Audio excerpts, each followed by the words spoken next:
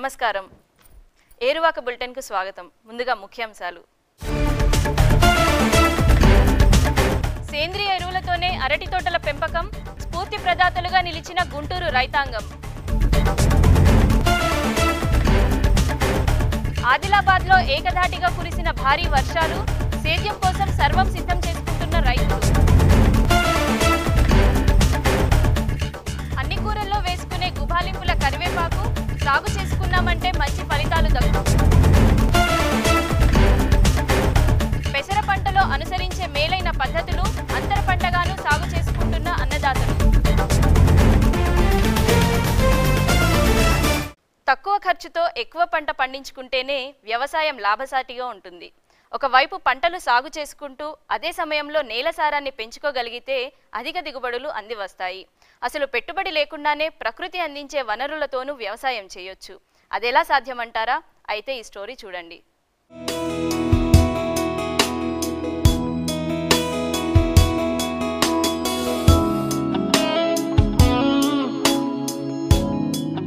వ్యవసాయం అంటే పెట్టుబడితో కూడిన వ్యవహారం. ఈ రోజుల్లో అన్ని ఉత్పాదకాల ధరలు నింగిలో చేరాయి. ఇలాంటి సమయంలో వ్యవసాయం అతి కష్టమైన దానిగా మారిపోయింది. ఎంత పెట్టుబడి పెట్టినా వ్యవసాయం గిట్టుబాటు కావడం లేదని రైతులు ఆందోళన పడుతున్నారు. అయితే ఇక ఆ బాధలు ఉండవని నిరూపించి చూపిస్తున్నారు గుంటూరు జిల్లా రైతులు.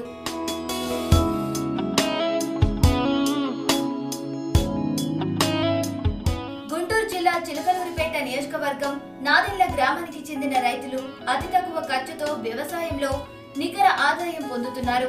ఓవైపు ఆదాయాన్ని దక్కించుకుంటూనే మరోవైపు భూసారాన్ని కాపాడుకుంటున్నారు. ప్రకృతి వ్యవసాయ పద్ధతుల్లో అరటి సాగును చేస్తున్న రైతులు మంచి నాణ్యమైన అరటి పండ్లను దక్కించుకుంటున్నారు.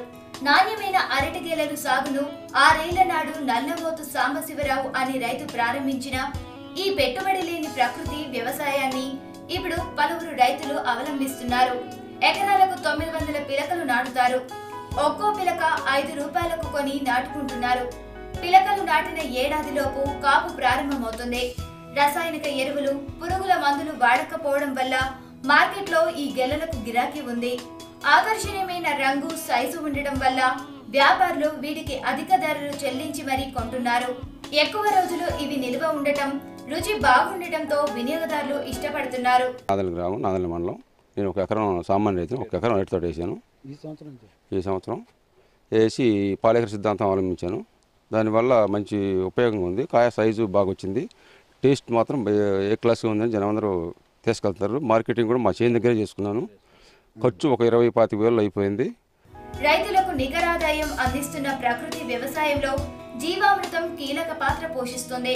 ఎకరా అరటి తోటకు 10 కేజీల ఆవు పేట, 10 లీటర్ల ఆవు పంచకం, 2 కేజీల బెల్లం, 2 కేజీల అలసందల పిండిని 200 లీటర్ల నీటిలో కలిపి 2 రోజులు మురగబెట్టాలి.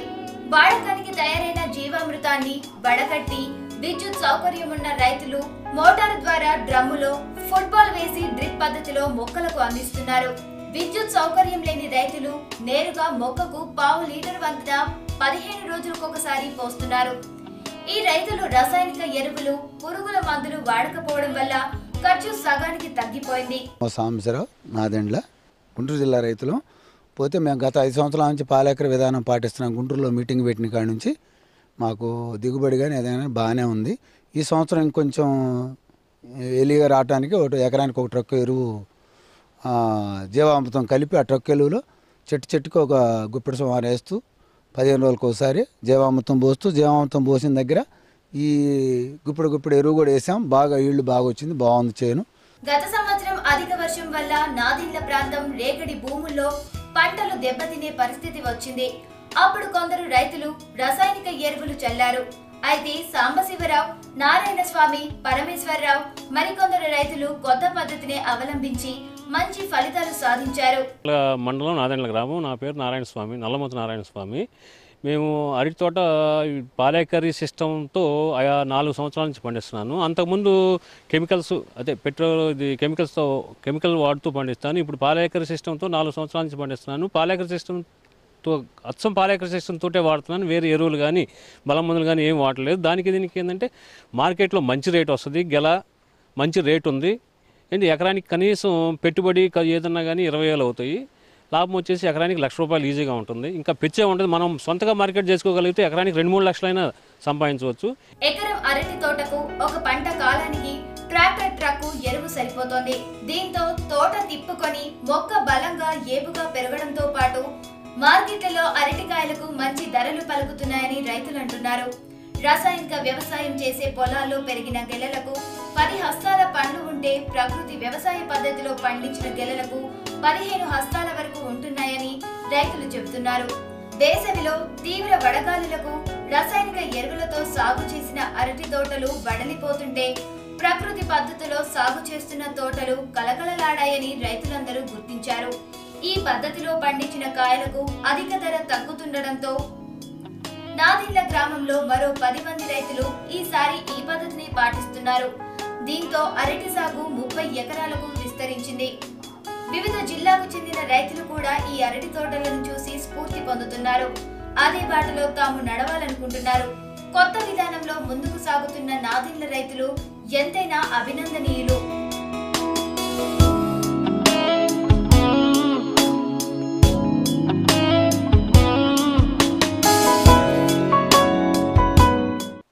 ఆదిలాబాద్ జిల్లా తడిసి ముద్దయింది. 24 గంటల పాటు ఏకధాటిగా కురిసిన భారీ వానతో చల్లదనం సంతరించుకుంది. వాన రాకతో రైతుల్లో హుషారు నిండింది. జోడెడ్లు కట్టుకొని హలంతో పొలంలో దున్నడం ప్రారంభించారు. చేను చెలకలను సాగుకు సన్నద్ధం చేస్తున్నారు. ఈసారి రికార్డు స్థాయిలో దిగుబడులు సాధించాలని సాగిపోతున్నారు.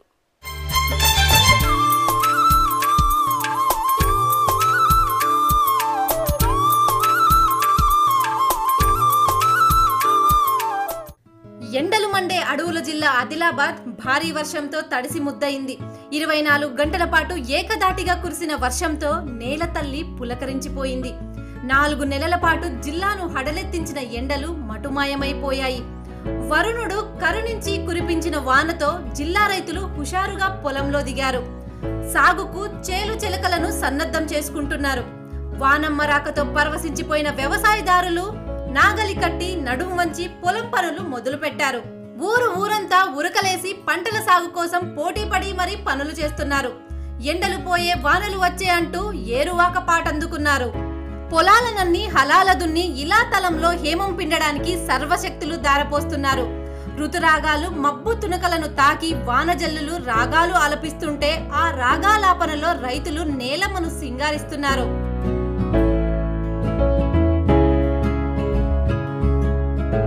ఆదిలాబాద్ జిల్లా అంతటా భారీ వర్షం పడింది. మంగళవారం సాయంత్రం నుంచి ప్రారంభమైన వర్షం ఎడతెరిపి లేకుండా బుధవారం వరకు కురిసింది. వర్షం వల్ల జిల్లాలోని ఆదిలాబాద్, నిర్మల్, మంచిర్యాల, బెల్లంపల్లి పట్టణంలో వర్షపు నీరు పొంగి పొర్లింది. ఆగకుండా పడిన వర్షంతో పల్లెలు పులకరించాయి. పల్లెల్లో పండుగ వాతావరణం ఏర్పడింది.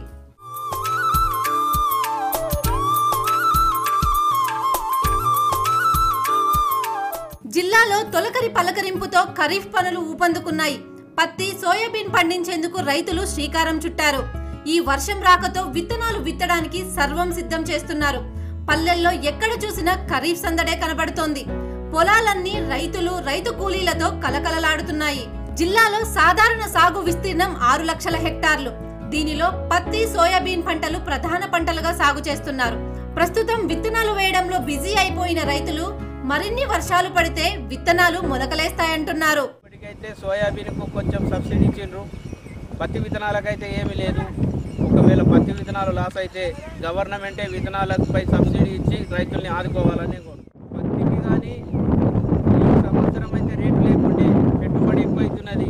డిఏపి అయితే విపరీతమైన ధర పెరిగింది. కొంచెము 750 ఉన్న బ్యాగు పత్తి గింజలు కూడా 930 రూపాయలకు ఎంఆర్పి రేటు తోటి అమ్ముతున్నారు. జిల్లాలోని రైతులకు అవసరమైన పత్తి, సోయాబీన్ విత్తనాలతో పాటు ఇతర విత్తనాలు కూడా అందుబాటులో ఉంచామని వ్యవసాయ అధికారులు చెప్తున్నారు. జూన్ 2వ వారం నుంచి విత్తుకోవడానికి అనుకూలమైన సమయం ఇది కనుక జూలై 2వ వారం వరకు విత్తుకోవచ్చు. కాబట్టి రైతులకు విజ్ఞప్తి చేసేది ఏంటంటే ఇప్పుడు తొలకరి ఇంకా మొదలు అవ్వలేదు. అయినా కూడా ఒక వర్షం పడినా కూడా దాదాపుగా ఋతుపవనాలు మొదలైనవి అంటే ఇప్పుడు 60 నుండి 70 మిల్లీమీటర్ల వర్షపాతం పడినప్పుడే మనకి నేలలో మరి మొలక రావడానికి తేమ శాతం అనేది సరిపోతుంది. సకాలంలో వర్షాలు పడకపోయినా 10 రోజులు ఆలస్యంగా వచ్చిన వానలు సాగుకు ఉపయోగపడతాయని రైతులు ఆనందం వ్యక్తం చేస్తున్నారు. దిగుబడులు ఆశించినంతగా దక్కితే తమ కష్టాలు తీరుతాయంటున్నారు.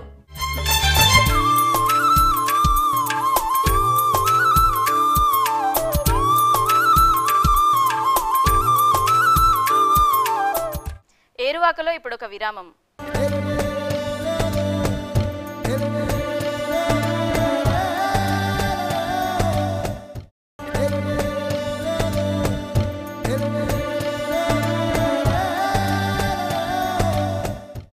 ఏరువాక బులెటిన్ కు తిరిగి స్వాగతం.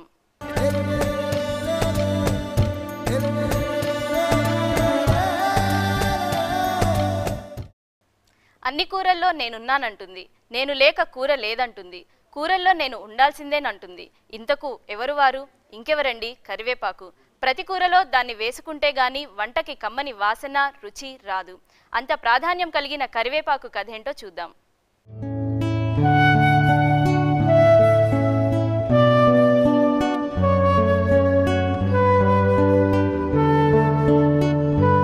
అన్ని కూరల్లో వేసుకునే కరివేపాకు సాగు చేసుకుంటే లాభదాయకంగా ఉంటుంది. ఇది పరిస్థితులను బట్టి నీటిపారుదల పంటగా, నీరు లేనప్పుడు మెట్ట పొలాల్లో వర్షాధార పంటగా సాగు చేసుకోవచ్చు. ఇది నిలువుగా పెరిగే బహువార్షిక బహుశాఖీయ పొదగా పెరిగే చెట్టు. దీని ఆకులు మంచి సువాసన కలిగి ఉంటాయి. కరివేపాకు దక్షిణ భారత వంటకాల్లో తప్పనిసరిగా ఉపయోగిస్తారు. ఈ పంటను పండించాలంటే 26 నుంచి 37 డిగ్రీల సెల్సియస్ గరిష్ట ఉష్ణోగ్రత, 15 డిగ్రీల సెల్సియస్ కనిష్ట ఉష్ణోగ్రతలు ఉండాలి. నీరు ఎక్కువగా ఉంటే ఇది తట్టుకోలేదు. నీరు నిలవని తేలికపాటి గరపనేలలు కరివేపాకు సాగుకు అనుకూలంగా ఉంటాయి. నీరు నిలిచే నల్లరేగడి భూములు దీని సాగుకు పనికిరావు. మురుగు నీటిపారుదల వసతి ఉన్న ఎర్ర గరపనేలలు, ఒండ్రు నేలలు దీని సాగుకు బాగా పనికి వస్తాయి. జూన్ నుంచి జూలై వరకు దీన్ని విత్తుకోవచ్చు.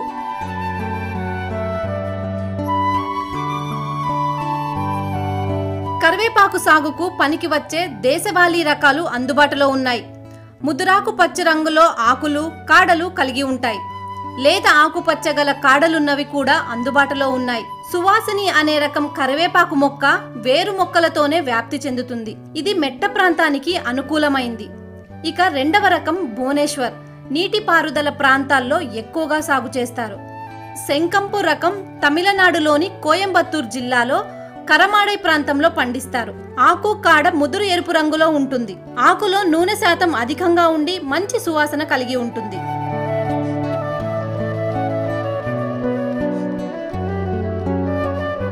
ఎకరానికి 80 నుంచి 100 కిలోల విత్తనాలు నారు పోయడానికి సరిపోతాయి.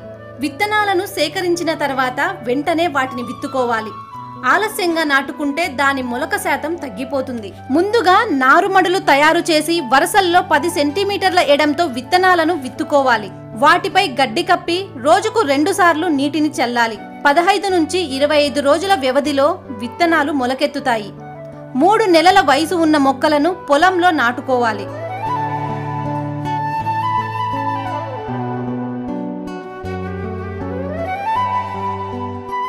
కరివేపాకు సాగు చేసుకునే నేలను 4 లేదా 5 సార్లు దుక్కి వచ్చే వరకు దున్నాలి. ఎకరాకు 8 టన్నుల పశువుల ఎరువుతో పాటు 26 కిలోల నత్రజని, 9 కిలోల భాస్వరం, 9 కిలోల పొటాష్ వేయాలి. నారు నాటడానికి ముందుగా 30 x 30 x 30 సెంటీమీటర్ల గుంతలను 1.2 మీటర్ల నుంచి 1.5 మీటర్ల దూరంలో ఏర్పాటు చేసుకోవాలి. దుబ్బు నేలల్లో 90 x 90 సెంటీమీటర్ల దూరంలో గుంతలను తవ్వుకోవాలి. 6 నెలల తర్వాత రెండవ దప 8 కిలోల నత్రజనిని వేయాలి. కార్సి పంటలకు రెండవ సంవత్సరంలో 8 కిలోల నత్రజని, 20 కిలోల భాస్వరం, 20 కిలోల పొటాష్ ఎరువులు వేసుకోవాలి. ప్రతి మొక్కకు 20 కిలోల పశువుల ఎరువు వేయాలి. మొక్కలు నాటిన వెంటనే బోదెల ద్వారా నీరు పెట్టాలి. వారానికి ఒకసారి మొక్కలకు తడి ఇవ్వాలి.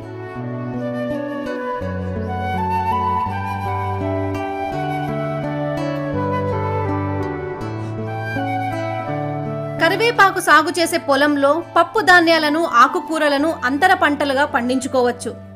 మొక్కలు 1 మీటరు పెరిగిన తర్వాత మొక్క చివర్లను తుంచివేయాలి. దీనివల్ల పక్క కొమ్మలు ఎక్కువగా వచ్చి మొక్క గుబురుగా పెరుగుతుంది. పొలంలో కలుపు మొక్కలు ఎప్పటికప్పుడు తొలగించాలి. ఈ పంటను గొంగలి పురుగులు ఆశించే అవకాశం ఉంది. ఇవి ఆకులను తిని నష్టం కలిగిస్తాయి. ఈ పురుగుల బారి నుంచి పంటను కాపాడుకోవడానికి మలాథియన్ 2 మిల్లీలీటర్లు లీటర్ నీటికి కలిపి పిచికారీ చేయాలి. పొలుసు పురుగులు కాండంపై రసాన్ని పీల్చివేస్తాయి. దీనివల్ల మొక్క పెరుగుదల తగ్గిపోతుంది. దీని నివారణకు డైమిథోయేట్ 2 మిల్లీలీటర్లు లీటర్ నీటికి కలిపి మొక్కలపై చెల్లాలి. పిచికారీ చేసిన తర్వాత 10 రోజుల వ్యవధి ఇచ్చి ఆకులు కోసుకోవాలి. దీనికి సోకే ఆకుపచ్చ తెగులుని నివారించడానికి 1 గ్రామ్ కార్బన్ డైజిమ్ మందును లీటర్ నీటికి కలిపి పిచికారీ చేయాలి.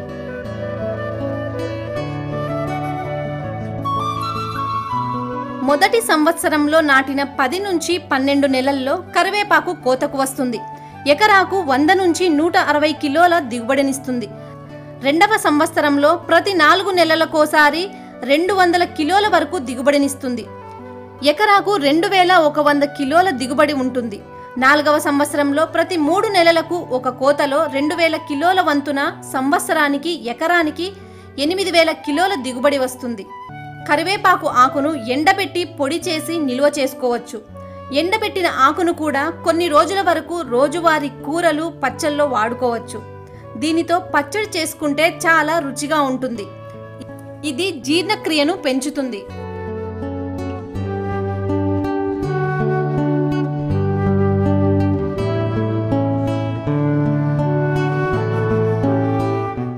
పప్పు ధాన్యాల్లో పెసరకు మార్కెట్లో మంచి ధర పలుకుతోంది. కిలో పెసర 100 రూపాయలు దాటింది.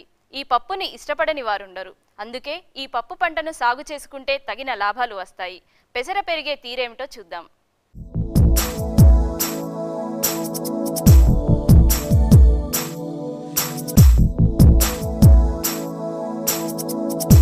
ఆంధ్రప్రదేశ్, తెలంగాణ రాష్ట్రాలలో పెసర 8,13,00,000 హెక్టారులలో సాగు చేస్తున్నారు. సాలీన దిగుబడి 1,36,000 టన్నులు. ముఖ్యంగా తెలంగాణ రాష్ట్రంలో, ఆంధ్రప్రదేశ్లోని రాయలసీమలో తొలకరి పంటగా సాగు చేస్తారు. కోస్తాంధ్రలో తొలకరిగానే కాకుండా రబీ పంటగా కూడా పండిస్తారు. నీరు లేక వరి నాట్లు ఆలస్యంగా పడే ప్రాంతాల్లో వరి పంటకు ముందు పెసరను పండించవచ్చు. పత్తిలో అంతర పంటగా వేసుకోవచ్చు. ఖరీఫ్ కాలంలో ఉత్తర తెలంగాణ, దక్షిణ తెలంగాణ తక్కువ వర్షపాతం ఉన్న మండలాల్లో జూన్ నెలలో విత్తుకుంటారు. కృష్ణా, గోదావరి, దక్షిణ మండలం, ఉత్తర కోస్తా మండలాల్లో జూన్ నుంచి జూలై వరకు విత్తుకోవచ్చు. పెసరను అన్ని రకాల నేలల్లో సాగు చేసుకోవచ్చు. అయితే చౌడు నేలలు, మురుగునీటి పారుదల సౌకర్యం లేని నేలలు పనికిరావు.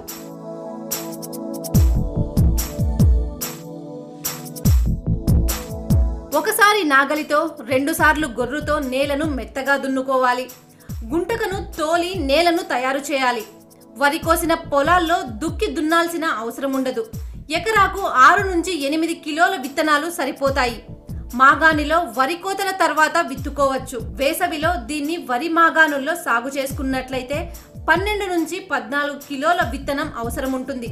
అయితే విత్తనం విత్తే ముందు విత్తన శుద్ధి తప్పకుండా చేసుకోవాలి. కిలో విత్తనానికి 30 గ్రాముల కార్బోసల్ఫాన్ మందును వాడి విత్తన శుద్ధి చేయాలి. కిలో విత్తనానికి 5 గ్రాముల ఇమిడాక్లోపిడ్ లేదా థయోమిథాగ్జామ్ కలిపి విత్తన శుద్ధి చేసుకుంటే పంటను సుమారు 15 నుంచి 20 రోజుల వరకు రసం పీల్చే పురుగుల బారి నుంచి రక్షించుకోవచ్చు. ఈ పైరుని తొలిసారి పండించేటప్పుడు రైజోబియం కల్చర్ని విత్తనంతో కలిపి విత్తితే అధిక దిగుబడి వస్తుంది.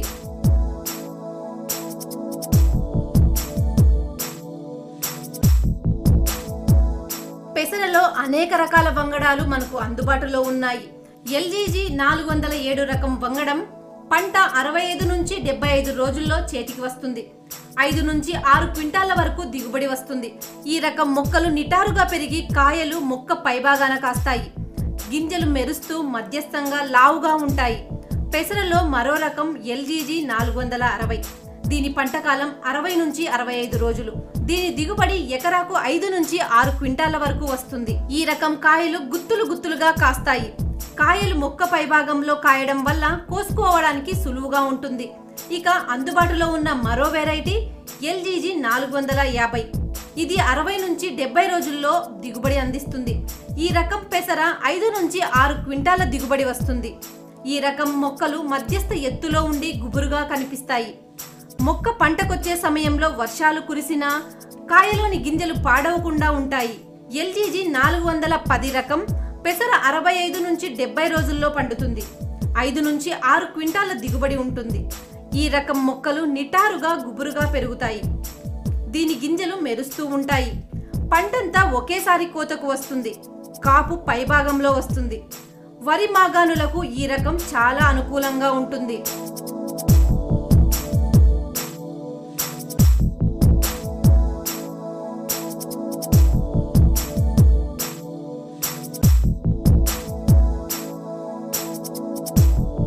మాగాణిలో వరి కోయడానికి 2-3 రోజుల ముందు భూమి తేమ పరిస్థితిని బట్టి తడి లేదా పొడి విత్తనాలు చల్లాలి. వరుసల మధ్య 30 సెంటీమీటర్లు, మొక్కల మధ్య 10 సెంటీమీటర్ల దూరంలో విత్తుకోవాలి. పెసర వర్షాధారపు పంట, కానీ వర్షాభావ పరిస్థితులు ఏర్పడినప్పుడు 1-2 నీటి తడులు ఇస్తే మంచి దిగుబడులు సాధించవచ్చు. పెసరను వరి మాగాణుల్లో సాగు చేసినప్పుడు నీటి తడులు పెట్టాల్సిన అవసరం ఉండదు. దీనిలో వచ్చే కలుపను నివారించడానికి లీటర్ నీటిలో పెండి మిథాలిన్ 30%, ఎకరాకు 1.3 నుంచి 1.6 లీటర్లు విత్తిన వెంటనే లేదా మరుసటి రోజు గాని పిచికారీ చేయాలి. పంట విత్తిన తర్వాత 25 రోజుల సమయంలో గొర్రుతో అంతర కృషి చేయాలి. తొలకరిలో పెసర పంట ఒకేసారి కోతకు వచ్చి కాయం కొంచెం తడిసినప్పుడు మొలకెత్తని గింజ రకాలను సాగు చేసుకోవాలి. పెసరను వర్షాలు తగ్గిన తర్వాత లేదా వేసవిలో పండించుకోవచ్చు. పెసరను అంతర పంటగా సాగు చేసుకోవచ్చు. పత్తి, కంది పంటల మధ్య వేసుకోవచ్చు.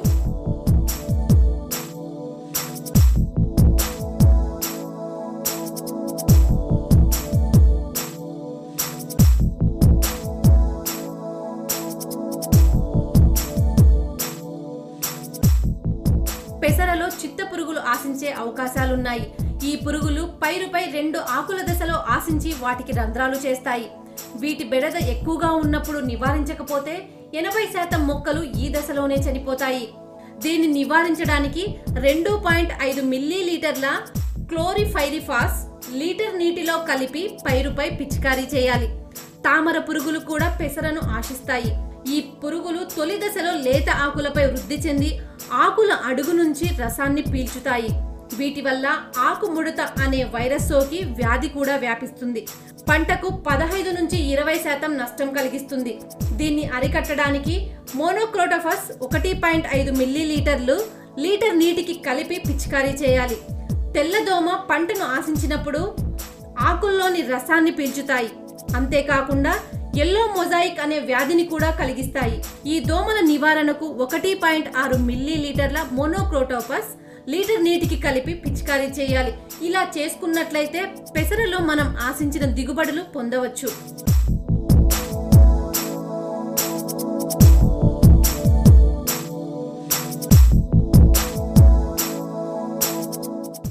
ఇది ఇవాల్టి ఏరువాక. రేపు మరిన్ని విశేషాలతో మళ్ళీ కలుద్దాం. సెలవు.